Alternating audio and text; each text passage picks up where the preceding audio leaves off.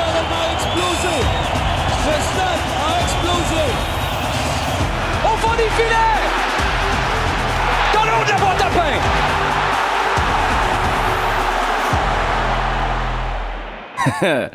Mesdames et messieurs, excusez, tu voulais commencer? Non, j'allais dire, allons-y. Mesdames et messieurs, bonjour, bienvenue à Plein Axe. Frédéric Laure avec vous, descripteur des matchs du CF Montréal sur Apple TV avec... Olivier Brandt qui fait exactement la même chose pour le compte de RDS avec une petite prime de Coupe du Monde en plus cette année. Ça va être un gros 2026. Épisode numéro 12, en fait, deuxième de la saison 2026. On est content de vous avoir. Comment ça va avec le fret, mon gars? Le vortex polaire, es-tu à l'aise avec ça? Ou Écoute, ça a pris un gala de lutte au Fofone électrique pour me faire sortir en fin de semaine. C'est te dire à quel point... T'es allé à moins 40 dans un gala de lutte, mon gars. Oui, monsieur. Est-ce que, premièrement, là, salutais-tu en saut de skidoo? Non. Ben, je serais très intéressé à ces courses de skidoo-là si c'était des habits, des habits de skidoo. T'es-tu déjà allé au Fofone électrique? Je suis déjà allé au Fofone électrique. Je suis déjà allé à la lutte. Je suis jamais allé au Fofone électrique, à la lutte au Fofone électrique. Écoute, Olivier Tremblay de Radio-Canada m'a lancé cette invitation-là avant Noël. Je m'en allais avec des attentes là, qui auraient été comblées avec beaucoup moins que ça. Ça a largement dépassé mes attentes. Je te dis, c'est hallucinant. Là. On m'avait donné des bribes un peu de ce à quoi je pouvais m'attendre. Mais il y a comme une compréhension dans la salle de ce qui s'en vient. Tu sais, à un moment donné, tu as un gars qui passe par-dessus la troisième corde, qui se ramasse en dehors du ring, puis là, c'est toutes des chaises pliantes. Tout le monde se lève, tout le monde se tasse. Moi, je suis comme, qu'est-ce qui se passe? Mais c'est parce qu'ils savent que l'autre qui reste sur le ring, il s'en vient, ça se garoche dans une chaise juste à côté de toi. Là. Si tu pouvais, là, tu pourrais lui donner un coup de pied au gars. C'est hallucinant. C'était vraiment très cool. J'ai eu le sourire fendu jusqu'aux oreilles tout le long. C'est-tu à chaque mois, sais-tu? Je pense que c'est à chaque... Ouais, il y en a eu un pendant les quelle fédération? Je me rappelle plus. Là. C'est-tu un gars qu'on a eu plus que d'autres? C'était trop... il y en a un qui était, je pense, le Pretty Boy de Limoilou, qui est arrivé avec une lutteuse qui est supposée être dans la gang d'habitude, mais qui est restée sur FaceTime tout le long du combat, mon gars, dans la main du ring announcer qui était sur un petit promontoire. Je te dis, là, il y a beaucoup trop d'affaires que j'ai oubliées parce que c'était énormément d'informations en même temps, mais j'avais une encyclopédie avec moi parce que Olivier Tremblay est un fin connaisseur de lutte et de lutte québécoise. Il était capable de me raconter les storylines. Un tel, là, à Québec, il capote sur son cas, mais à Montréal, il est détesté. Je te dis, là, j'ai vraiment passé un beau dimanche soir. Déjà, le Pretty Boy de Limoilou, on l'haït, juste pour son titre. Alors, je sais pas s'il écoute, mais on t'haït. Non, c'est un ennemi de plein axe. C'était le Martel de dans le temps, tu sais, qui avait sa petite eau de toilette avec le push-push, là, la petite pompe. Là, c'est pour ça qu'on l'haït aussi. Écoute, puis l'autre, c'est pas capable de se présenter. Arrête la lutte, OK? C'était juste FaceTime. C'était pas trop heureuse pour venir à Montréal. Non, c'est un des shticks dont je me rappelle le plus parce qu'elle est restée in character tout le long à gueuler dans son FaceTime. Ah, c'était magique. Nice. Merci, Oli Tremblay. Bref, il fait fret. J'ai purgé j'ai purgé les tuyaux d'une salle de bain chez nous de peur que ça gèle. C'est comme ça que ça s'est passé en fin de semaine. Ça me donne le goût d'y aller. Pas chez vous à cause des tuyaux, mais à la lutte. Oui, okay. On ira. Je vais y aller avec mes Cello Bros. Mais, hey, tu sais quoi? J'ai dit à ma femme, puis j'ai dit à Olivier Tremblay, je suis très, très fier de partager un podcast avec quelqu'un qui boast d'aller voir du violoncelle avec ses chums, puis moi, je me ramasse à la lutte au fouf. Je trouve que c'est ça qui fait la beauté de Plein Axe. Je le sais, mais moi, j'irais pas. Je suis un peu même déçu, d'ailleurs. Je vais pas le faire pour avoir de l'air petit un peu, pour avoir de l'air du Pretty Boy de Limoilou aussi. Pretty Boy de Saint-Jérôme. De désagréable Pretty Boy de Limoilou. Mais je suis un peu déçu de ne pas avoir été invité. Écoute, je suis allé en éclaireur. Je suis très heureux d'avoir partagé cette soirée-là. Puis je te confirme, on y va. À chaque Plein Axe, on a une question aussi à laquelle on répond. Cette semaine, c'est assez simple parce qu'on a beaucoup discuté de cette question-là dans le podcast la semaine dernière, mais aussi entre. Est-ce que la saison 2026 du CF Montréal, du moins le début de la saison, parce qu'on va le dire de même, passe par Ivan Jaime, le joueur désigné, seul joueur désigné présentement, du bleu-blanc-noir? On commence par quoi? Puis comment on embarque dans ce sujet-là. Ouais, Moi, je sais qu'il y a quelque chose qui te turlupine. Je vais te lancer comme ça, puis peut-être que je te mets ça sur la sellette, mais je veux que tu en parles. Il y a quelque chose qui te fatigue un peu par rapport à Ivan Raimi. Oui, puis juste pour compléter le menu, on va parler de Miami. Ouais. Ça fait longtemps que tu dis ça prend un bon méchant. Justement, puis tu donnes souvent l'analogie de lutte. Ça prend un bon méchant pour raconter une bonne histoire. Miami est en train de se positionner de manière extraordinaire à ce niveau-là en MLS. On va en parler tantôt. Puis on va parler d'une grosse nouvelle, je pense. Un joueur qui était jadis canadien, qui est devenu mexicain, qui redevient canadien à quelques mois de la Coupe du Monde. Marcelo Flores, bref, on va revenir là-dessus. Ivan Jaime, est-ce que les succès du CF Montréal passent par lui? Je suis solidement sur les breaks parce qu'à pareille date l'an dernier, je te disais, puis c'était clair comme de l'eau de roche, basé sur la fin de saison précédente, que ça passait par Caden Clark. J'étais-tu dans le champ un peu, tu penses? C'est pas la première fois. Hein? Non, t'as tout à fait raison.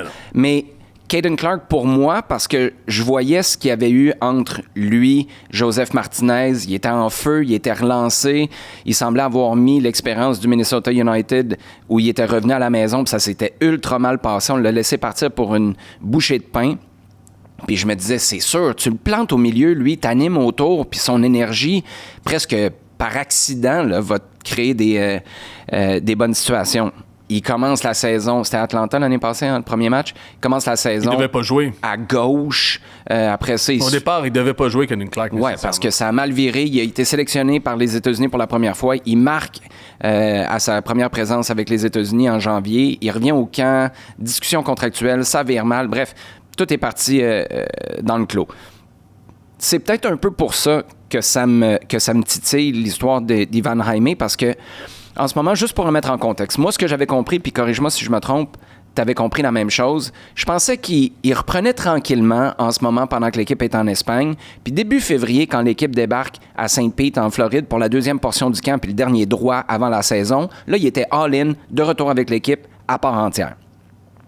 Ce que j'ai appris avec surprise lorsqu'on a parlé avec Marco Donadel, puis d'ailleurs, j'ai senti le besoin de préciser avec lui. Je dis là, de ce qu'on entend, il n'est même pas avec vous en Espagne. Pourtant, il est à 60 km de là, à Malaga, alors qu'ils sont sur la Costa del Sol. Là, c'est pas loin, là, c'est 40-45 minutes de char à Marbella. C'est ça le bout qui me titille, puis j'y reviens. Mais là, on apprend qu'il va seulement recommencer à être dans le giron de l'équipe à Saint-Pete. Puis à partir de là, tu pars le chrono de, selon Donadel, 2 à 3 semaines avant d'être prêt à jouer. Moi, juste te faire une petite parenthèse. Vas-y. On est enregistré lundi, le 26 janvier. Demain, le 27, il passe. Il vient avec l'équipe. Alors, il a décidé de venir. Mais puis c'est l'autre affaire, moi, 2 semaines plus tard. Exactement. C'est qu'on n'arrête pas de voir dans les vidéos que le club met, on travaille les principes de jeu présentement, on travaille l'intensité, l'identité. Il y a un esprit de corps qui est en train de se développer. D'ailleurs, à ce qui paraît, puis ça vaut ce que ça vaut, mais c'est mieux que l'an dernier, l'ambiance. Oui, à ce qui paraît. Mais là aussi, mais mon point, c'est que l'ambiance est mieux que l'an dernier, mais il n'est pas dans l'ambiance en ce moment. Puis il n'est pas dans les principes de jeu, puis il n'est pas dans la salle de classe pour comprendre ce que Donadel veut faire avec cette équipe-là. Puis peut-être, je vais donner le bénéfice du doute. Tu sais, on vient, là, il y a quelques minutes, là, d'avoir la disponibilité média de Philippe Lafroy. Je pense que les tâches de chacun, puis du staff, d'ailleurs, c'était intéressant d'entendre Philippe Lafroy dire, par rapport à 2013, la dernière fois que j'ai été dans un staff MLS à Montréal avec Marco Chalibom, on a doublé les ressources, le staff qui est à disposition. Donc, je vais donner le bénéfice du doute, qu'on savait ce qu'on faisait avec Ivan Jaime, on l'a laissé dans ses affaires, mais des deux côtés, j'ai de la misère à comprendre comment on laisse autant de temps précieux sur la table que tu aurais pu presque ramasser à terre. 40 minutes de char. Je te demande pas de passer 24 heures sur 24 avec tes coéquipiers si tu es à Malaga dans tes pantoufles puis tu as ton préparateur physique avec qui tu fais un travail individuel. Pas de problème. Mais viens faire un tour 2-3 fois par semaine. Tu sais, viens manger avec les gars. Viens. Tu sais, puis tu l'as dit, c'est les principes de jeu. Pour moi, là, puis il n'y a personne qui va me faire croire le contraire. C'est mon opinion personnelle. Peut être en désaccord, là, mais je vais rester. C'est la première année de Marco Donadel. C'est pas la deuxième. C'est pas lui qui était là au camp, puis il a passé toute l'année dernière à dire « J'ai pas les gars dont j'ai besoin pour faire ce que je veux. Les profils sont tous différents. On n'a pas d'ailier gauche. » Là, pas d'ailier gauche non plus, remarque. Mais, pas plus. Mais tu t'en vas dans une direction qui est tracée pour Marco Donadel. Ivan Jaime, il va arriver, puis là, on va recommencer au complet. tous les principes de jeu, on va... Puis tu sais, on s'entend que c'est pas celui qui était le plus rapidement intégré l'an dernier. Là. Tu sentais que, il va avoir besoin de s'ajuster pour ci, il va avoir besoin de comprendre la MLS pour ça, puis c'est tout à fait correct. Mais ce temps-là, précieux, pour connaître tes coéquipiers, puis prendre ta place comme joueur désigné, je sais pas ce que ça veut dire pour un joueur Espagnol. désigné peut être leader, en fait, doit être leader dans une certaine mesure, si ce n'est que technique. Ben, c'est ça. Mais en même temps, l'idéal, ce serait qu'il soit aussi vocal, qu'il prenne une place dans la chambre. Je pense que c'est pas une personnalité obligé. comme ça. T'as raison, mais t'es pas obligé de ça. Mais Nacho Piatti, c'était pas un leader vocal, mais il était impliqué. Là. Moi, chaque fois que je parle à Vandré Lefebvre, là, on parlait avec Nacho, on jouait avec Nacho, il était tellement agréable à côtoyer. Là, il est même pas là. Puis c'est surtout, s'il était comme à l'époque de Didier Drogba, qui venait d'en planter 11 en 2015, il était où? Il était à Dubaï, à Doha, je me rappelle plus trop, là. Puis ça, c'était 2016, après l'histoire à Chelsea. Mais c'est Didier Drogba. Laisse-le faire ses affaires, là. Puis quand il va revenir, instantanément, il va être leader, puis tout le monde va se ranger derrière lui. Est-ce qu'Ivan Jaime est cette personnalité-là? Est-ce que ce qu'il a offert l'an dernier justifie qu'il y ait un détachement, puis que ce soit un « Hey, inquiétez-vous pas, il va débarquer, puis tout va rentrer dans l'ordre ». Moi, j'ai pas ce feeling-là encore, puis c'est la raison pour laquelle j'ai été surpris d'apprendre qu'il passait si peu de temps. Je suis très heureux de savoir qu'il se joigne au groupe, là, mais si peu de temps avec l'équipe. Penses-tu que ce manque d'urgence-là de la part du CF Montréal et d'Ivan Jaime, ça a rapport avec son contrat? Dans quel Parce sens? qu'il faut situer. Son contrat, il y a quelque chose qui s'est dégagé de tout ça. Et puis moi, je suis on the record pour dire que ce contrat-là, je ne veux pas dire que c'est génial, mais que c'est bien pensé. C'est-à-dire qu'il y a Pour le CF Montréal, pour le CF Montréal, il y a un petit bonus où il y a une clause d'échappatoire qu'on s'est gardée dans notre poche, un joker. Ouais. Si il joue pas un nombre de matchs, en fait, il joue, c'est 60% de matchs. Plus que ça, tu es obligé de l'acheter. S'il joue moins que 60% des matchs, s'il part moins que 60% des matchs, attends, est-ce que je formule bien? C'est 60% des matchs avec 45 minutes ou plus. Si dans 60% des matchs, donc, il joue plus que 45 minutes, ils sont obligés de l'acheter. Le transfert est permanent. S'il joue moins, ils ne sont pas obligés, puis on arrive au mois de mai, à la fin du mois de mai, puis on peut le retourner et dire « Hey, finalement, on ne le prendra pas, on va se prendre un autre joueur désigné. Les 5 millions qu'on vous a promis, on va les garder, puis on va se trouver un autre joueur en ce moment. » Ça, c'est le joker dans la poche de Lucas Saputo. Mais est-ce que ça arrange tout le monde que, justement, parce que j'ai fait, là... Mais il est blessé en ce moment. Il reste 14 matchs. Sur 14 matchs, là, c'est 8 départs pour 60%. Ouais. Puis donc, ça serait techniquement 8 matchs puis plus il y a 6 autres matchs de moins de 44 minutes. De 44 et moins. Il y a 50% l'année passée, si je ne me trompe pas. Il y a Exactement, 3 départs. c'est 3 départs, 6 matchs. C'est 50%. Fait que c'est 8 cette année, à peu près départ maximum pour pas déclencher la clause. Ben, c'est 8 7. sur 14. Avant la Coupe du Monde. OK, ouais. 8 sur 14. Non, parce que c'est 8 points on s'entend que les 3 premiers matchs, mais c'est ça que je te dis. C'est ça mon point. C'est pas, en même temps, est-ce qu'on est relax en se disant de toute façon, on se garde notre joker, il va revenir quand il reviendra, puis on aura 8 matchs encore pour l'évaluer, pour évaluer à savoir si c'est notre joueur désigné qu'on veut. C'est une super bonne question. Mais même s'il était à 100%, là, cette réalité-là d'utiliser un joker, puis c'est clairement ça qui est arrivé l'an dernier, puis on se posait la question l'an dernier. On vous l'a dit, à Cincinnati, ils l'ont pas fait jouer dès le départ parce que c'était une affaire contractuelle. Parfait. Mais ça, tu le savais dès le début, OK? Puis il n'était pas supposé y avoir une blessure là, qui le garde à l'écart jusqu'à 2-3 semaines du début du camp d'entraînement. Mais là, s'il commence, puis il est pas bon, tout le monde va le voir qu'il est pas bon, puis tout le monde va comprendre que tu n'exerces pas son option. Puis si à l'inverse, il est bon, il torche la ligue, tout le monde va le voir, puis toi, tu vas le voir, puis tu vas toujours bien exercer son option si tu as décidé de... Il n'y a pas un entre-deux en se disant « Hey, comme n'importe quel joueur, comme ça a été le cas pour Piatti aussi, ça a pris une demi-saison, même un peu plus, avant qu'il s'acclimate. Ouais. Il n'y a pas un entre-deux où, exemple, il est à 100%, il commence la saison, puis les résultats sont moyens. C'est là où tu mets ta casquette de « je prends des décisions tough dans la vie ». OK. C'est ça ta job, là, à un moment donné, où tu renégocies un autre prêt jusqu'à la fin de l'année. Tu dis, on n'est pas prêt, puis on vous paiera le full 5.5. Je sais pas. Mais c'est là où, moi, ce que j'aime pas, c'est qu'il y a un genre d'entre-deux en ce moment. Puis il y avait un entre-deux de minutes que je comprends. Si tu veux gérer les minutes pour pas... Parce que ça devient une obligation d'achat. Puis j'ai eu une discussion avec Max Truman la semaine dernière à ce niveau-là, parce que c'est juste ce que tu dis avec le 60% de matchs joués avec 45 minutes ou plus, ça devient une obligation. Puis c'est pas là une option que tu Ça peux déclenche le transfert. T'es obligé là. Ouais. de faire ça. C'est là où ça te place dans une obligation de calculer. J'ai pas de problème. Mais il n'y a pas de calcul à passer du temps ensemble. Il y a rien dans son contrat qui fait que si tu joues une game de Uno de trop avec Samuel Piette, là, tout d'un coup, tu es obligé de payer 2 millions. Là. Mais ton café, puis ta game de golf, puis ta soirée avec les boys en camp d'entraînement, moi, je pense qu'elle vaut pour beaucoup. C'est pas dans le 60%. C'est pas dans le contrat. C'est ça. Il n'y a pas de calcul à faire là-dedans. J'aimerais ça que tout le monde soit justement, dans all-in. l'idée de va falloir... Ah ouais. Là, j'ai un peu chez peur. nous. J'ai un peu peur, par exemple, parce que La semaine dernière, ça a la semaine explosé, passée, ça a mal viré, mais on m'a confirmé Bonne que on n'avait pas fait de shake and bake cette semaine. Bon, Non, voilà. ça va bien. Non, mais t'as raison. Dans 60%, Carlsberg, probablement la meilleure bière pour parler de Ivan Jaime. T'as raison. Puis justement,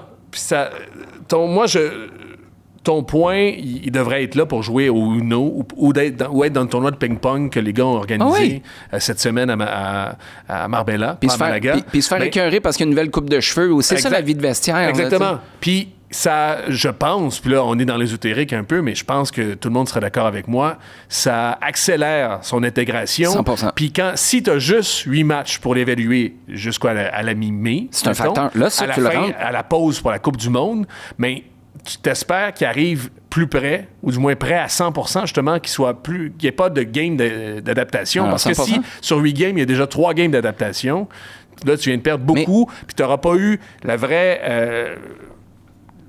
teneur de ce qu'il est comme joueur. J'irais même plus loin Santé. que ça. Un joueur désigné, là, moi, j'ai toujours dit, il faut que tu aies une plus-value monstre. Ta plus-value, elle peut être strictement technique, mais souvent, ta plus-value, ça va être ta personnalité, ça va être ce que tu apportes au groupe. Quand tu arrives justement au mois de mai, je ne sais pas quand ils vont vouloir prendre la décision parce que c'est une situation particulière cette année. Il n'y a rien de surprenant de voir un prêt qui prend fin le 30 juin, right? Tous les contrats sont faits comme ça. 1er juillet, tu embarques sur une nouvelle année.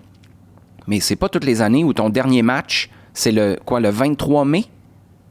Avant la Coupe du Monde, la trêve de la Coupe du Monde. Ouais. Mais d'habitude, là, t'en as 3, 4, 5 des matchs à jouer fin mai, début juin, jusqu'au 30 juin. Donc, c'est encore plus important. T'as un échantillon moins grand que si t'étais l'année dernière, par exemple, où t'étais autour de la vingtaine de matchs. T'avais 4, si c'est pas 6 matchs de plus à jouer jusqu'au 30 juin.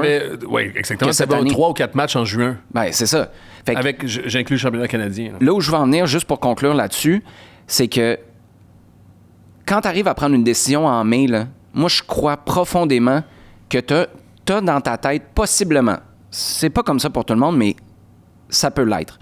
Tu as une conversation de bord de piscine à Marbella où tu dis « Hey, moi, quand Jaime, il m'avait dit ça au début de la saison, puis j'ai vu que ce qu'il a dit qu'il voulait faire, il l'a fait, ça n'a pas fonctionné, mais tu sais, he put his money where his mouth was. Puis il avait dit qu'il avait l'intention de faire plus d'efforts pour X, Y, Z. Là. C'est très théorique ce que je te dis parce que je connais pas la poutine de ce vestiaire-là ou d'Ivan Jaime lui-même. Puis là, tu le vois se comporter puis tu te dis, j'ai confiance que dans le temps, ce qu'il dit, il va le faire. C'est pas juste des paroles en l'air. Après, c'est à nous de l'encadrer. Ça rentre dans ta tête, ça. Tu peux peut-être dire, on n'est pas là encore, mais c'est un Nacho Piatti. Dans le sens où il a besoin de 6 mois de plus. Let's go, on le paye, le 5.5. On est all-in. Puis c'est pour ça que je suis un peu déçu qu'on ait laissé ça sur la table. Donc, pour répondre à la question, moi, je pense que ça va passer par comment tu gères tout le dossier Ivan Jaime cette année. Est-ce que ça va passer par Ivan Jaime, le joueur? Peut-être que ça va passer par un départ d'Ivan Jaime, puis ça te placera en position d'avoir du succès pour la saison parce que tu le remplaces vite puis tu finis bien la campagne, ou ça fonctionne puis tu as été capable de bien le gérer. En tout cas, il devrait être là mardi le 27 janvier. On va voir s'il reste ou s'il retourne justement à Malaga. À lui de voir. Puis déjà, au moins, ça sera Mais une même visite s'il de plus. retourne. Chaque visite est positive. Exactement, Ouais. même s'il retourne, moi, j'ai pas de problème avec ça. Un qui est là, par contre, qui est arrivé, puis on l'a vu d'ailleurs sur les médias sociaux, on l'a montré, Thomas Avilés, qui est là, l'Argentin, qui arrive d'Inter Miami. Ce que j'entends, on va dire ça de même, c'est qu'il s'attend à beaucoup jouer, Thomas Avilés. Je commence à être un peu mélangé, Il moi. a-tu regardé le roster, lui? Ben non, mais c'est ça. Hey, en mars, ils vont avoir 3 défenseurs de 22 ans. 3 défenseurs centraux qui ont tous le même âge. Jalen Neal est blessé en ce moment. D'ailleurs, il ne s'est pas blessé sur le terrain, il serait blessé en gymnase, puis ça serait au dos. Puis je ne sais pas à quel point... Mais est-ce que l'arrivée d'Aviles, est-ce que ça nous dit que Jalen Neal est plus blessé qu'on pense? En même temps, il cherchait un défenseur. Morales, on n'arrête pas d'en parler. Morales va exploser si la Bolivie se qualifie. Morales ne reste pas au-delà de la Coupe du Monde si la Bolivie se qualifie. Moi, c'est mon calcul. Je suis d'accord avec toi. Scénario hypothétique ultra déprimant, OK? Si je te dis dans 3 ans que Jalen Neal a joué 9 matchs de MLS sur les 3 dernières années, t'es-tu surpris? 15. Ben, Moi, j'ai l'impression que... Non, mais c'est un peu chiant parce que... Ben, c'est pas un reproche envers lui. C'est un band-aid boy, comme diraient les poolers de hockey. C'est tout le temps une affaire freak. Un genou... sauf erreur, Appendicite. à LA... Appendicite. À LA, il s'était blessé, je pense, dans le gym. Il avait senti... il faisait des exercices, il avait senti là, quelque c'est chose encore au dans le genou. gym, là. Ouais, je sais, mais c'est ça, je te dis, mais le gars... Il va plus au gym. Il pète de partout. Puis je te dis ça, c'est super déprimant parce que c'est une Rolls-Royce, le gars, il est incroyable. Il est clean, il est propre. C'est un défenseur moderne, là, phénoménal. Mais moi, qu'est-ce que ça va prendre pour que... Tu sais, il est à la limite de Nigel Reo-Coker qui s'était planté dans un rack à Bessic à Vancouver ou Rio Ferdinand qui s'était blessé en ramassant la manette en regardant la TV. C'est quasiment ça. Pauvre ces gars-là gars. ont plus de bouteilles dans tous les sens du terme que Jalen Neal, je pense. Mais Ouais, attends, juste pour justement. Jalen Neal. Par contre, ce qui est dommage, ou du moins c'était une des fiertés du staff technique du CF Montréal l'an dernier, parce qu'on a beaucoup travaillé en individuel avec lui. T'as juste ça à faire. Oui. Mais en même temps, on a beaucoup travaillé en individuel, puis lui et le staff étaient très contents du travail, particulièrement défensivement. Je suis par d'accord. rapport à Jalen Neal. Puis on l'a adoré. Moi, je lui souhaite, j'espère, tu dis dans 3 ans, 15 matchs, j'espère pas, parce que justement, ça fait partie des joueurs, puis ça fait peut-être partie des joueurs où il est rendu, justement, avec ses blessures qui vont retarder peut-être son développement, ou du moins sa progression. Peut-être que ça fait partie d'un joueur qui va s'installer, qui dans 3 ans Va toujours est un être ici. patron de la défense centrale montréalaise. Ben, c'est quoi? Bon, ça, c'est intéressant, là, parce que tu viens de m'amener un revirement de situation inattendu, très, très positif. Tu as raison. Parce que Jalen Neal, on s'entend là, que si sa progression va comme ce que ça devrait être, s'il est en santé puis il est aussi bon qu'on l'a vu l'an dernier, il n'est plus à Montréal dans 1 an et demi. Là. Il dégage, il part ailleurs. Non, mais c'est sûr, mais il va falloir t'en garder un. Oui, mais... Celui que tu gardes, c'est Vera, puis Morales, Avilés, puis Neal vont Laisse-moi partir. aller plus loin. À un moment donné, qui va jouer? Il n'est plus à Montréal dans C'est pour ça que je te dis, Avilés s'entend Ouais, mais- jouer, mais devant qui? J'ai donné un Vas-y, mauvais vas-y. échantillon de temps. Il n'est plus là dans 2 ans et demi, 3 ans. On s'entend?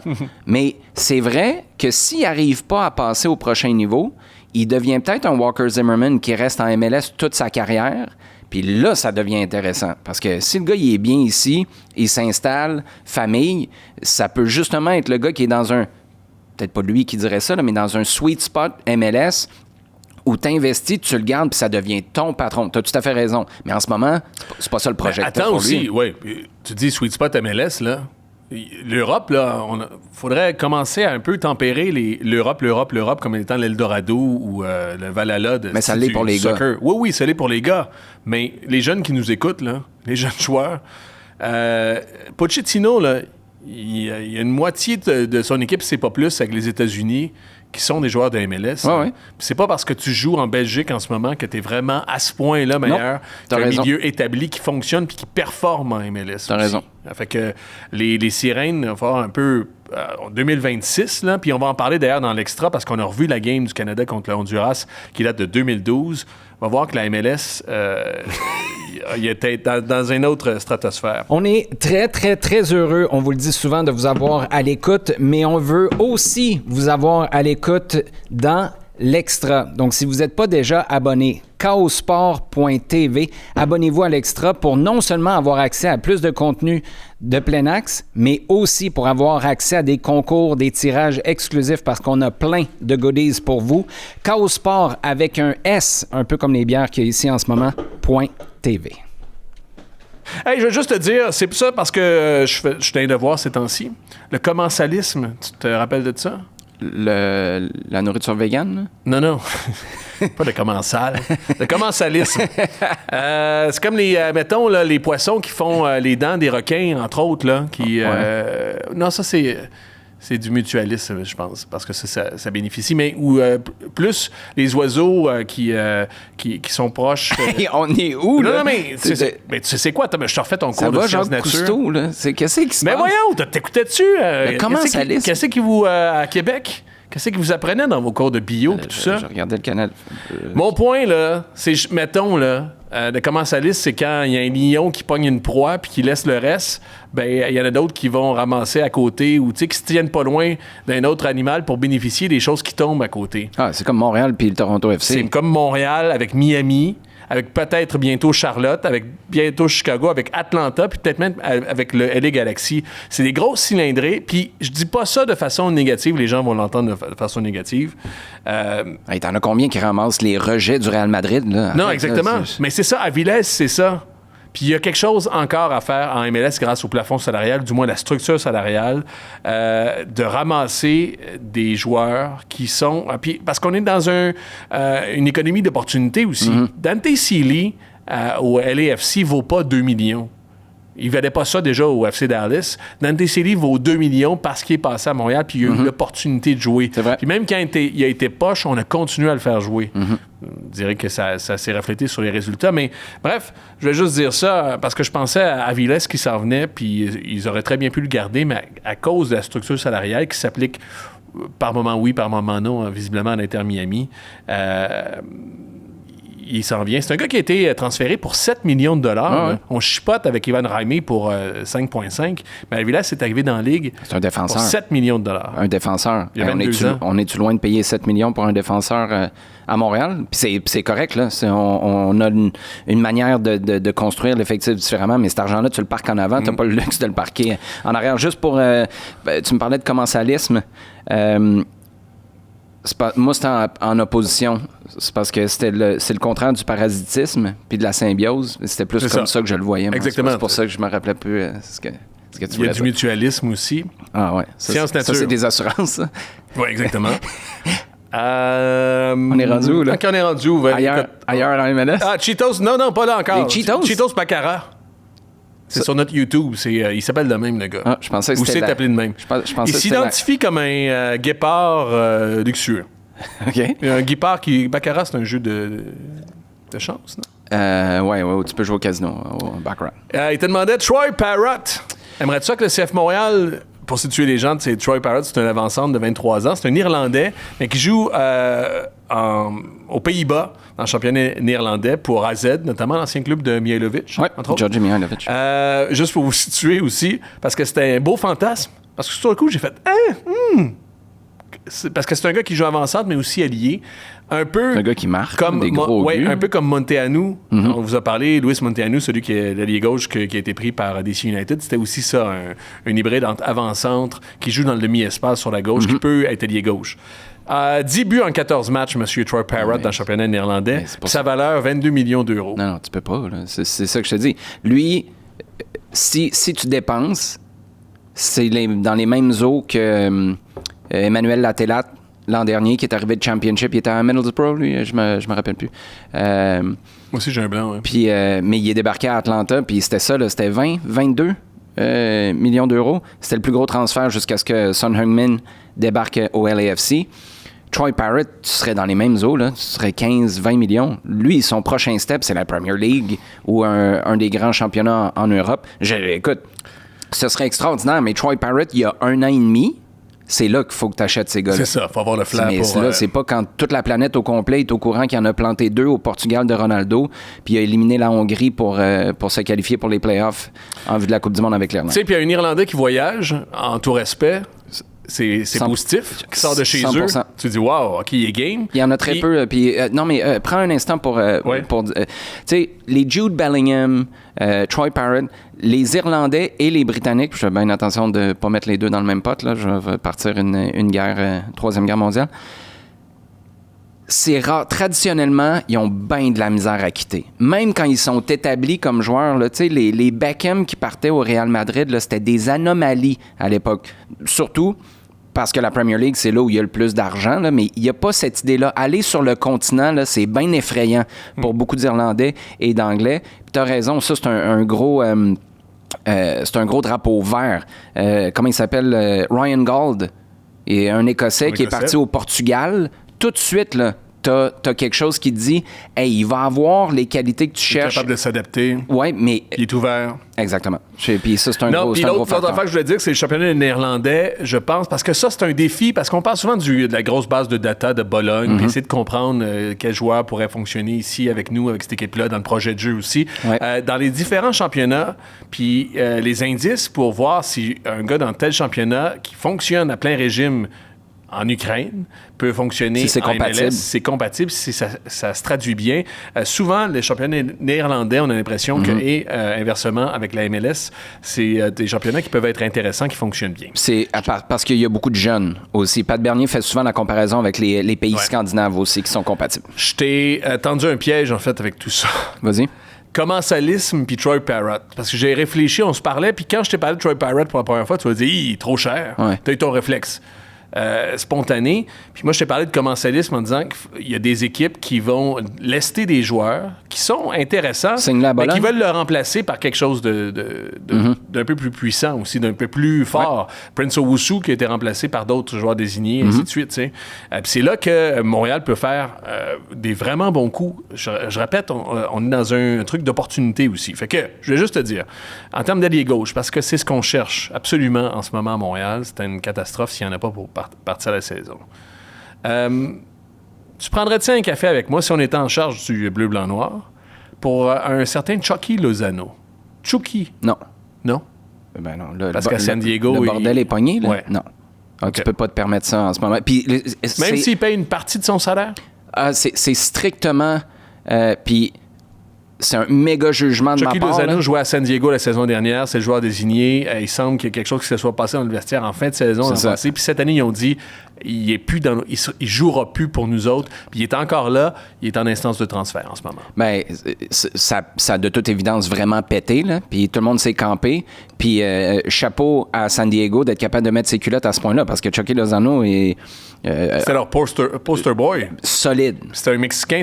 San Diego, c'est proche de la frontière mexicaine. Exactement. C'était de l'attraction. C'est un symbole. C'était très attractif pour justement pour cette raison-là, dans 3 ans, peut-être que tu me présentes le même genre de dossier, puis je te dis, Luca Saputo, le coach qui est en place, si c'est pas Marco Donadel, la structure est assez solide, le groupe est assez établi. Là, ce que tu veux, là, c'est des leaders qui vont tirer à la hausse, puis qui vont... Tu peux pas... Puis je suis pas en train de dire que Lozano est un fouteux de bordel, là, mais moi, je ramasserais pas ça personnellement. J'en ai 2 autres à te soumettre, puis c'est de la spéculation.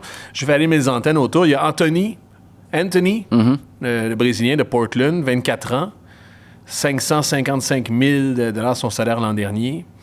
C'est un gars qui 4,6 dribbles par match. Parce que je veux souligner aussi aux gens, quand vous regardez, en tout cas moi, quand je regarde les stats et les profils, on veut un disruptor, quelqu'un qui va être capable de prendre son joueur 1 contre 1. Ben Donadel a dit ça texto la semaine passée. Je veux un dribbleur. Un dribbleur, c'est ça, 4,6 par match. Ça n'a pas été une super saison, mais c'est un joueur intéressant. Tu l'as vu jouer? Il vaut combien, lui? C'est ça, un demi-million. Moi, si tu me dis que c'est le backup du gars que tu t'en vas chercher puis que tu vas le recruter, oui. Mais comme gars principal... C'est pas là que ça rentre le football manager en toi. Tu te dis, OK, j'en ai moins mis là, mais j'en remets... Non, mais là, t'es pas à manager, là. C'est ça que je te dis, là. T'as managé avec les Vera, t'as managé avec Losenko, tu manages avec un prêt d'Ivan Jaime qui te prend pas à la gorge tout de suite, un prêt de... en arrière de Thomas Aviles qui te prend pas la gorge tout de suite. Ton ailier gauche, là, c'est un main guy, là, c'est un A+. T'as même ménagé en allant pas chercher un autre attaquant pour remplacer un Christian Benteke, là. Puis t'as décidé de parier sur Prince Owusu qui fait pas ce que... C'est pas joueur désigné. Exactement, puis qui fait pas ce que t'aurais à payer pour aller chercher une superstar en attaque. Non, moi, Anthony, est-ce que c'est un profil que j'aimerais? Oui, mais pour moi, ce serait pour apporter de la compétition, pas pour être ton gars où tu te dis demain matin, cette équipe-là est vraiment en feu sur le côté gauche. Il y a deux choses, parce que tu as parlé de Losenko, on va y revenir, parce que je vais te donner mon dernier. Puis, j'en ai parlé sur Twitter, puis on en a déjà parlé ici, on va faire vite, mais Soba Lobjanidze à Atlanta. Lui, c'est presque 1 million son salaire, 998 000, Moi. 31 ans, Oui. aucun but l'an passé. Ça me dérange Lui, pas. par contre, il est typiquement, c'est exactement ce qu'on Il cherche. n'y a aucun but l'an passé, mais tu as Emmanuel Latella. C'est sûr que tout est fait Pour le gars devant. pour que ça funnel, ce soit un entonnoir pour tes gars en avant. Tu as Almiron qui est là. Lobjanidze, moi, je signe en bas de la feuille. 9 buts, 7 passes l'année d'avant, là, bien C'est ça. sûr. Est-ce que- International georgien. Est-ce que c'est une superstar? Non. Mais est-ce que c'est un gars qui va mettre les gens au Stade Saputo sur le bout de leur siège? Est-ce que c'est un gars qui va être sur le pied avant, qui va apporter de l'équilibre sur la gauche quand t'as Sinchuk de l'autre côté? C'est un gars super déstabilisant, positif avec le ballon à ses pieds, qui arrête jamais de courir. Moi, je suis fan. Est-ce que c'est garanti que Ça fait pas tu de règles buzz.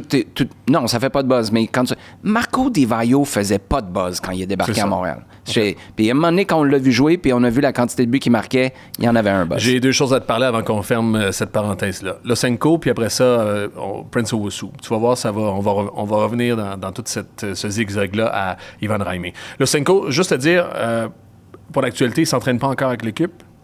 N'a pas ses papiers nécessaires. Puis il n'y a pas beaucoup de monde qui sont en mesure de me dire c'est quel genre de joueur exactement. Il faudrait qu'on parle direct à Lucas Saputo, mais est-ce que c'est un 8? Moi, je pensais que c'était un... Parce que c'est un connecteur, à ce qu'on me dit. Quelqu'un qui va faire transiter le ballon aussi, qui est beaucoup dans la technique, qui a une belle technique. Il n'est pas très... physiquement très développé nécessairement, encore jeune aussi. Fait que on me dit que c'est un 8. C'est pas nécessairement aussi un 6. Puis je pense pas que ça pourrait être une doublure de Samuel Piette. En fait, j'ai demandé autour à l'équipe pour savoir où est-ce qu'on peut le poser dans le depth chart, dans la charte de profondeur. Puis visiblement, c'est un autre 8. Avec Thoralson, que moi je mets en 8. Longstaff, Lautouri, Herbers, que toi tu mets en 8. Losenko, commence à faire pas mal de monde. Puis si t'as Jaime qui est en 10, tu peux pas avoir un gars qui est pas nécessairement capable d'aller au contact ou qui est pas défensivement... En arrière de lui. Oui. Puis en fait, tu vas faire absolument que tu aies Piette si tu as Jaime aussi devant. Fait qu'au niveau du casting, en milieu de terrain, il y a encore des choses à... Ils sont 5-6 pour 2 postes. 6 pour 2 postes. Cette équipe-là... Qui supplée Samuel Piette en ce moment? C'est-tu Lautouri? Parce qu'on l'a vu l'an passé, on a dit c'est pas lui. T'as peut-être l'intention. Aviles, il n'a pas joué là une fois de temps en temps. Tu peux peut-être le faire monter. Je le vois, ouais. Je sais pas. Je sais pas. Pourquoi pas dans son développement, mais je ne l'ai pas vu milieu de terrain. Ça, on est d'accord. Moi non plus. Puis Prince, tu parles de Prince qui est une aubaine en quelque sorte, puis on va le voir comme ça toute l'année parce que c'est pas un joueur désigné. Puis ça devrait l'être dans une certaine mesure avec ses statistiques. Mais bon, c'est pas... Son contrat est très correct dans les circonstances. À la question, ça passe-tu cette année par Ivan Raimé? Quelle place prend Prince Owusu, dans le fond? Parce que je me disais, le meilleur joueur de cette équipe-là, c'est-tu Raimé ou Prince Owusu? En ce moment, le leader, le meilleur joueur, celui qui doit marquer, qui a la pression, qui va avoir la pression de marquer, qui va amener cette équipe-là, c'est Prince Owusu. Moi, j'enlèverais juste le meilleur joueur. Ivan Jaime... C'est le meilleur joueur? Non. Jaime? Oui, C'est ça. exactement. Puis, mais ça veut pas dire que tu es le meilleur joueur puis tu es de facto le plus important. Moi, si tu me dis est-ce que ça passe par les succès par Prince Owusu en ce moment, là, je te réponds plus oui, parce que tu n'as pas d'alternative. Tu as des alternatives potentielles, plus jeunes, moins talentueuses. À Ivan Jaime, tu as Escobar, tu as Sincha. Mais tu n'as pas d'alternative à Prince Owusu. Tu n'en as aucune. Si Prince Owusu est blessé le 21 février, qui joue en attaque? Ben, Daniel Rios en ce moment.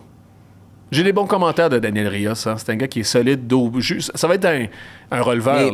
Mais c'est ce que j'allais te dire. Non, puis T'es pas golden, là. Prince Owusu, il en avait toujours bien marqué 9 pour une équipe pourrie à Toronto l'année d'avant, avant de se pointer à Montréal l'an passé. Il avait marqué. Daniel Rios, pour moi, c'est un gars de soutien qui te garde, puis peut-être que je me trompe, mais qui garde Prince Owusu frais. Mais t'es mince, là. T'es mince. Des missions après. pour fermer des matchs, mission défensive, Exactement. ou qui vient avec Prince Owusu pour Tout à aller fait. chercher un but en fin de match. aussi. 100%. Fait que c'est ça. Selon des tours sinueux pour te dire ma réponse par rapport à ça passe-tu par Van Jaime? Mon point, c'est que ça passe par Owusu, mais l'amélioration de cette équipe, on est dans la petite nuance, là. Ça passe par Prince Owusu. Mais l'amélioration de cette équipe, de façon significative, passe par Ivan Raimi. Puis le gars qui s'en vient à gauche. Oui. Ça, c'est... Ben, c'est non, mais il va donner le ballon à Dagur Thoraldsson, à gauche. Je pense qu'il a joué sur le côté gauche, là, j'ai calculé, il est pas loin de la centaine de matchs. Thoraldsson? Oui, il en a joué 2. Ailier gauche. Non. C'est pas un Ça a ailier pas de gauche. sens. Là. Puis chapeau à C'est un Thoraldsson. bon joueur, là. Puis ça montre à quel point il est polyvalent. Là. Mathieu Choignard, quand tu le mettais défenseur latéral gauche, c'est pas parce que Mathieu Choignard c'était un défenseur latéral gauche, c'est parce qu'il était le seul avec l'intelligence, la justesse technique puis la maturité tactique pour se mettre à bonne place puis pas trop merder. Mais Herbers, l'an passé... Herbers, as-tu vu allié gauche, puis il était presque indispensable pour l'équilibre de cette équipe-là à un moment donné. Mais c'était pas une équipe compétitive. La semaine prochaine, on parlera aussi du côté gauche. Pas juste l'allié gauche, là. Il y a Petrasso qui est pas là encore. Puis Petrasso fait une saison. Puis si t'as un ailier gauche qui rentre, pour aller chercher la largeur, t'as besoin d'un gars qui fait le couloir. Un gars qui galope un peu. Ouais. Puis le gars, peux-tu galoper pendant 34 matchs? Mais t'es chou clair. Puis, écoute, puis y a-tu moyen d'upgrader Petrasso qu'on adore? Là? La bonne nouvelle cette année, par contre, c'est que t'as la trêve pour la Coupe du Monde.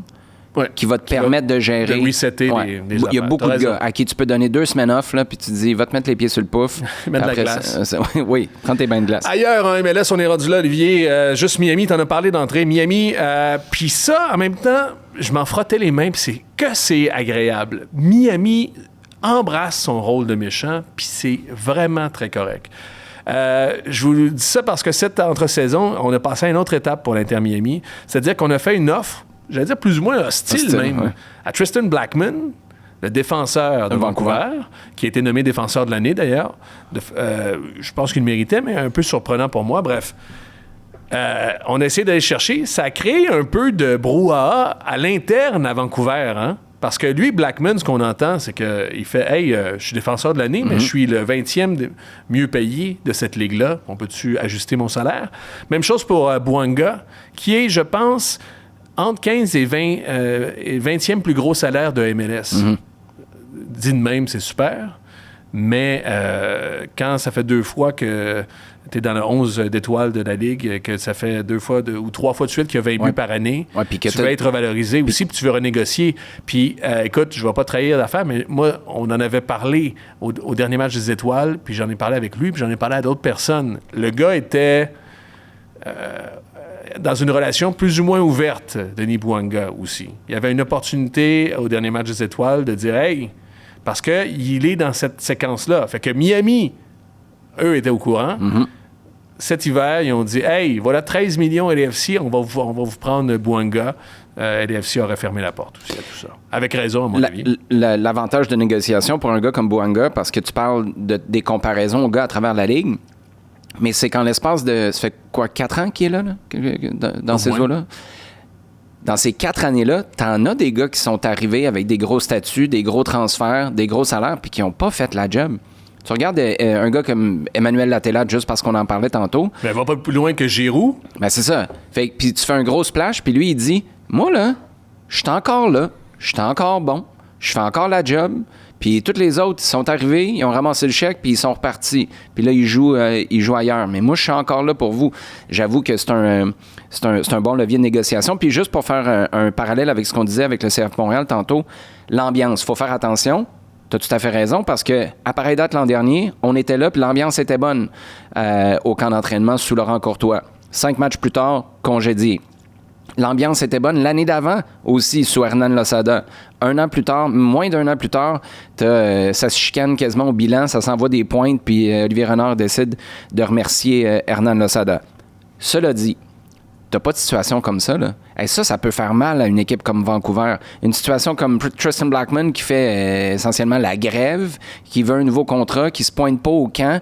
Imagine ce que ça fait, là, sachant que Blackman a été pas juste important sur le terrain, tu le sentais qu'il faisait partie de ce groupe-là, là, puis il représentait très bien ce que Vancouver est en opposition à Miami. Puis là, c'est eux... Mais ceux qui fuck le chien, c'est Miami. Ben, justement. C'est pour ça que je te dis, c'est délicieux qu'ils embrassent le rôle de méchant dans cette ligue-là, puis que tout le monde veuille les battre. Extraordinaire. Ouais. Je me demande ce que David Beckham dirait avec les rôles de méchants ces temps-ci, par contre. Là, je suis pas certain. As-tu vu ce que les Britanniques ont fait? J'avais pas vu les ça. Britanniques en général, Non, ils ont colonisé pas mal de choses. Le monde au complet. Non, ils ont pris... Parce que c'est l'opinion publique, là, puis là, je veux pas rentrer dans ce débat-là, mais ils ont dit, là, arrête de te plaindre, là, Brooklyn Beckham. Puis, pour, entre guillemets, prendre le bord de sa mère, ils ont pris une toune qu'elle a sortie, mais qui n'a rien fait là, au palmarès, en 2001. Puis ils sont tous en train de faire pour que ce soit number one, top of the charts en Grande-Bretagne. Ah oui. Elle a-tu un disque numéro 1? Elle a-tu un disque solo, non, Victoria? Oui, elle en a un ou des, mais c'est la seule des Spice Girls à jamais avoir eu un numéro 1. Fait que là, l'Angleterre au complet s'est mis derrière elle. Les 4 autres Spice Girls ont eu des numéros 1? En Angleterre. Ah ouais? Ouais. Fait que si je me trompe pas. Mais c'est ça, là, de l'humour britannique là, à son meilleur. Voilà. Fermeture de la parenthèse de la saga des Beckham. Tu sais quoi le premier match du LAFC cette année? Miami? Ouais. Ouais. Le 21 février, LAFC Miami. C'est pas parfait, ça? C'est top, ça? Freedom Park, c'est ouvert. C'est dans 68 jours. Là. Fait que c'est-tu pour leur premier match de la saison? Ils jouent sa route ou ils en jouent un ou deux? J'ai pas regardé. On regardera ça. Non, c'est pas. J'ai vu ça. J'étais sur le site ce matin de Miami. Puis c'est dans 68 jours, le Freedom Park. Tiens, je vais te trouver ça. Tu veux-tu commencer le prochain sujet? Non, mais la semaine prochaine, je vais te parler de Houston. Je pense que Houston est en train de se faire peut-être la meilleure entre-saison de la MLS pour l'instant. Avec aussi. le retour de Herrera? Entre autres, mais ils ont déjà 2 joueurs désignés de signer, eux.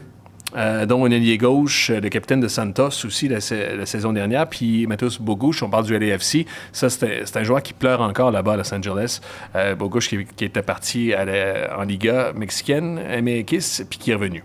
OK. Attends, j'ai la réponse, puis encore un parallèle. Miami, 5 matchs sur la route pour commencer l'année. J'ai hâte de voir ça. On parle souvent, CF Montréal, c'est différent parce que t'es vraiment sur la route. T'es pas chez sur vous. La route, là, tu reviens pas dans tes affaires. C'est ça, puis t'as le camp d'entraînement, tout ça, mais j'ai hâte de voir les 5 matchs sur la route. Il y a un sacré camp d'entraînement hein, parce qu'ils jouent des matchs. Ils étaient au Pérou, là, ça n'a pas bien été, ça, d'ailleurs. C'est l'altitude. Bon. OK. On va tout de suite passer à notre segment Coupe du Monde aussi, parce qu'il y a une grosse nouvelle qui est sortie cette semaine. Marcelo Flores, qui est né au Canada, mais qui était aussi, qui représentait le Mexique au niveau sportif depuis plusieurs années, qui joue au Mexique d'ailleurs, a décidé de choisir le Canada pour la suite des choses. La suite des choses, c'est quoi? C'est mars.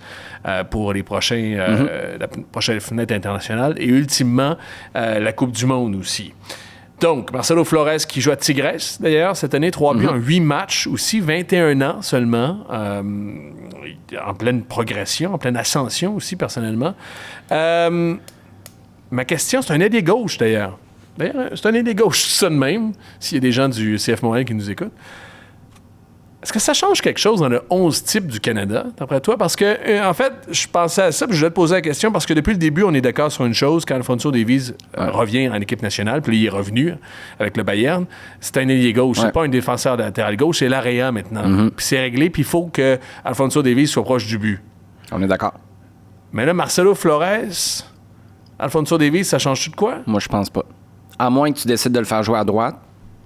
T'sais, il pourrait théoriquement jouer en dessous de l'attaquant, mais on s'entend que Jesse Marsh il est pas mal plus tourné vers un 4-4-2 avec Jonathan David à qui tu donnes cette liberté-là. Tu peux descendre en dessous de l'attaquant. Exact, mais tu as besoin d'espace pour qu'il descende. T'sais, il vient pas jouer d'impact d'un vrai 10. Est-ce que tu le fais jouer à droite à la place de Buchanan? Je pense que là, tu as peut-être plus... Si tout le monde est en vraie forme, ça reste un défi, ça, pour Alphonso Davies. Là, il revient quand même d'une grosse blessure. Tu as peut-être plus de compétition entre Buchanan et Flores. Mais moi, ce que je vois comme ce que ça change, c'est ta profondeur, Fred. Si tu sais, puis je te dirais, ça met peut-être de l'urgence. Ça met le feu au cul à Alphonso Davies. Parce que si t'es pas bon à la 65e, là, puis tu te gères, puis on va te sortir, on va rentrer l'autre.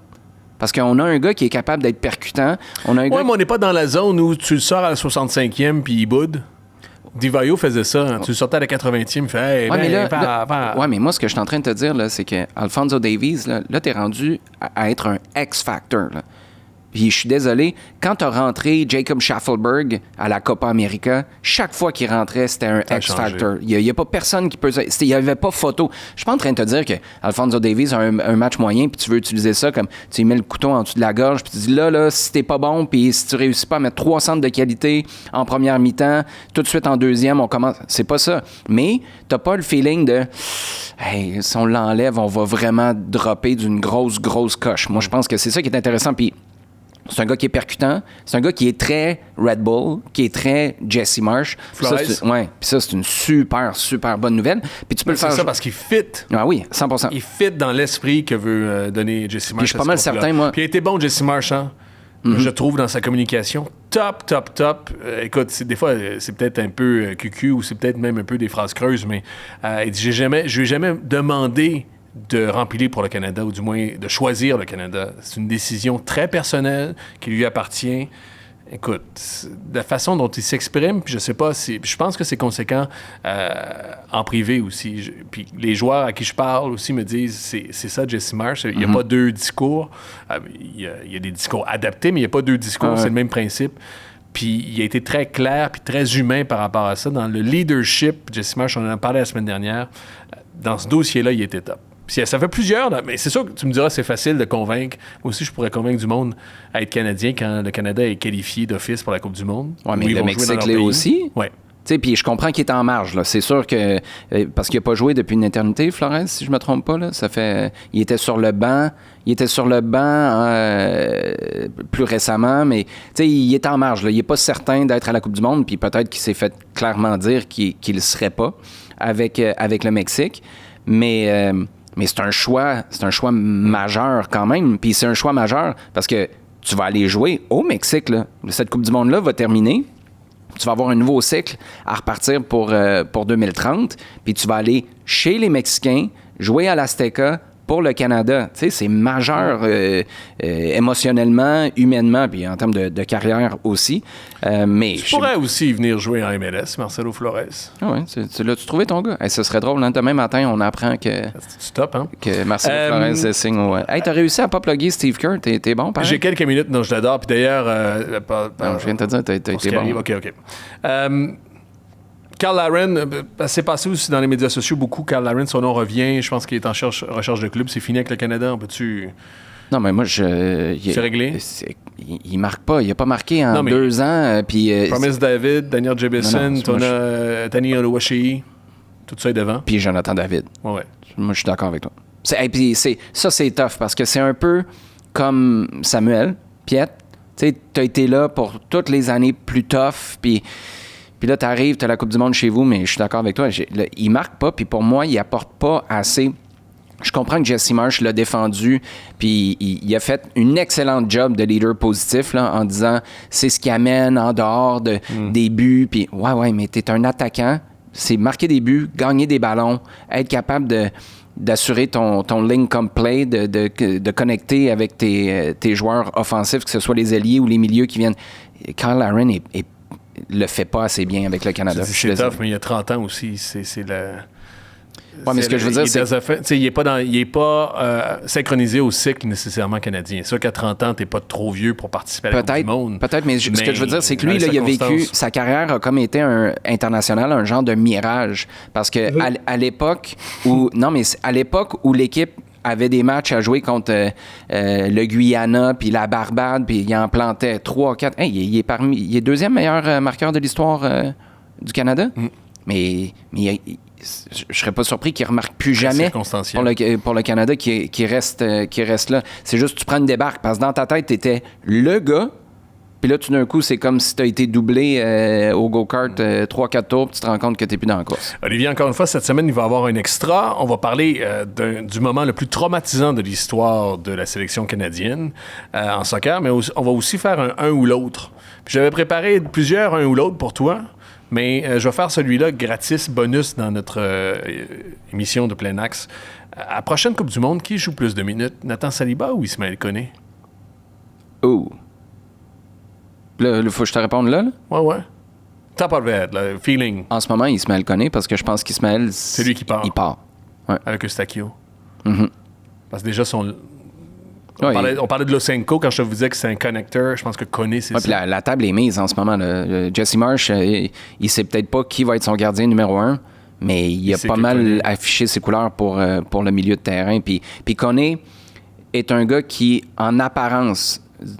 mais je te dis ça, mais je serais pas surpris que si le Canada va loin, Nathan Saliba, à un moment donné, rentre 3e match de groupe, puis là, c'est lui qui démarre au tour éliminatoire. Je sais pas si tu comprends, parce qu'il joue vraiment très bien en Belgique présentement. Puis vous regardez, en fait, j'ai fait des revues de presse par rapport à Saliba. Puis les gens se sont pâmés devant Nathan Saliba dans une situation où ça va plus ou moins bien aussi. En club en général. On est d'accord. Donc, dans l'Extra, ça va être disponible sur le site. Allez voir ça. On a changé cette année pour l'Extra, c'est-à-dire qu'on fait une expérience commune, en quelque sorte. La semaine dernière, on a écouté un documentaire. Cette semaine, on a écouté le match, la défaite de 8-1 face au Honduras. C'était le 16 octobre 2012.